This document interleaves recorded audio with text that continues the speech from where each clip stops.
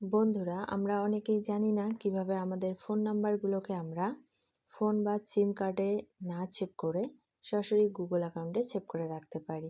এছাড়া আমাদের যে কোনো ধরনের দরকারি অডিও বা ভিডিও ফাইল বা যে কোনো ধরনের পিকচার কিভাবে আমরা গুগল অ্যাকাউন্টে সেভ করে রাখতে পারি, এটি আমরা অনেকেই জানি না।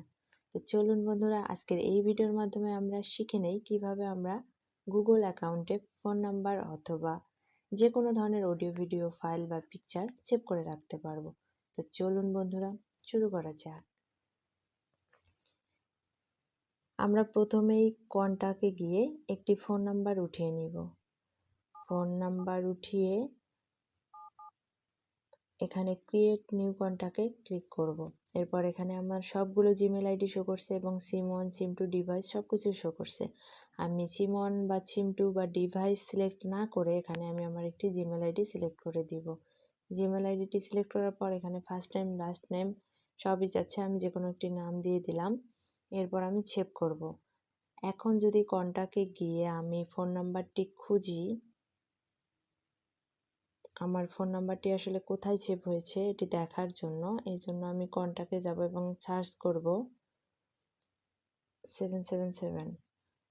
আচ্ছা, এখন যদি এটিকে আমি দেখি, আপনারা দেখেন এটি আমার ফোনে সেভ হয়নি। নিচে দেখাচ্ছে অ্যাডেড 3 আগস্ট 2022 আমার জিমেল আইডি শো করছে, অর্থাৎ এই ফোন নাম্বারটি আমার সিম কার্ড বা ফোন মেমোরিতে সেভ হয়নি, এটি সরাসরি আমার জিমেল আইডিতে সেভ হয়েছে। এখন যদি আমার ফোনটি হারিয়ে যায় বা সিম কার্ডটি নষ্ট হয়ে যায়, তাও আমার কন্ট্যাক্ট নাম্বারটি হারিয়ে যাবে না। এখন এটি আমার জিমেল আইডির মধ্যে আজীবন সুরক্ষিত অবস্থায় থাকবে। বন্ধুরা, এখন আমরা দেখে নিব কিভাবে যে কোনো ধরনের অডিও বা ভিডিও ফাইল আমরা সরাসরি গুগল অ্যাকাউন্টে সেভ করে রাখতে পারি। এর জন্য আমরা চলে যাব সরাসরি গুগল ড্রাইভে। গুগল ড্রাইভে যাওয়ার পর এখানে আমরা আমাদের জিমেল আইডি সিলেক্ট করে দিব। জিমেল আইডি সিলেক্ট করার পর এখানে যে প্লাস আইকনটি দেখতে পাচ্ছেন এটিতে ক্লিক করবেন। প্লাস আইকনটিতে ক্লিক করার পর এখানে আপনারা চাইলে ফোল্ডার তৈরি করেও যে কোনো ধরনের ফাইল রাখতে পারবেন অথবা সরাসরি আপলোড করতে পারবেন। যদি ফোল্ডার তৈরি করতে চান তাহলে ফোল্ডারে ক্লিক করবেন। এখন একটি নাম দিয়ে দিচ্ছি ক্রিয়েট। দেখুন আমার ফোল্ডারটি তৈরি হয়ে গেছে। এখন আমি এটিতে ক্লিক করব।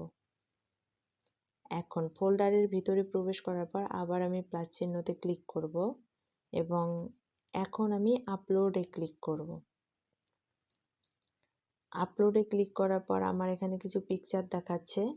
আমি একটি পিকচার আপলোড করব এখান থেকে, জাস্ট আপনাদেরকে দেখানোর জন্য।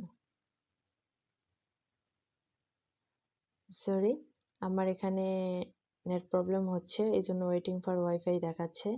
আপনারা সরাসরি ফোনের ডাটা কানেক্ট করে সেটিংয়ে গিয়ে ফোনের ডাটা কানেক্ট করে দেবেন অথবা ওয়াইফাই ভালো থাকলে ওয়াইফাই কানেক্ট করে আপনারা এভাবে যে কোনো অডিও বা ভিডিও ফাইল গুগল ড্রাইভে আপলোড করে রাখতে পারবেন। এতে করে আপনারা যে সুবিধাটি পাবেন সেটি হচ্ছে যে আপনার ফোন নষ্ট হয়ে গেলে বা এসডি কার্ড নষ্ট হয়ে গেলেও কখনো আপনার ফাইলগুলো হারিয়ে যাবে না, এটি আজীবন সুরক্ষিত থাকবে। শুধুমাত্র আপনার জিমেল আইডিটি এবং তার পাসওয়ার্ডটি মনে রাখলেই চলবে। তো বন্ধুরা, ভিডিওটি কেমন হয়েছে অবশ্যই কমেন্টসে জানাবেন।